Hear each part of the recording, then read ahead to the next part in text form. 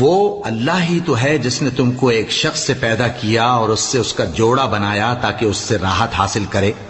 سو جب وہ اس کے پاس جاتا ہے تو اسے ہلکا سا حمل رہ جاتا ہے اور وہ اس کے ساتھ چلتی پھرتی ہے. پھر جب وہ بوجھ محسوس کرتی ہے یعنی بچہ پیٹ میں بڑا ہوتا ہے تو دونوں میاں بیوی اپنے پروردگار اللہ سے التجا کرتے ہیں کہ اگر تو ہمیں صحیح و سالم بچہ دے گا تو ہم تیرے شکر گزار ہوں گے. پھر جب وہ ان کو صحیح و سالم بچہ دیتا ہے تو اس بچے میں جو وہ ان کو دیتا ہے اس کا شریک مقرر کرتے ہیں. سو جو شرک وہ کرتے ہیں اللہ کا رتبہ اس سے بلند ہے. کیا وہ ایسوں کو شریک بناتے ہیں جو کچھ بھی پیدا نہیں کر سکتے اور خود پیدا کیے جاتے ہیں اور نہ ان کی مدد کی طاقت رکھتے ہیں اور نہ اپنی ہی مدد کر سکتے ہیں؟ اور اگر تم ان کو سیدھے رستے کی طرف بلاؤ تو تمہارا کہا نہ مانے. تمہارے لیے برابر ہے کہ تم ان کو بلاؤ یا چپ کے ہو رہو.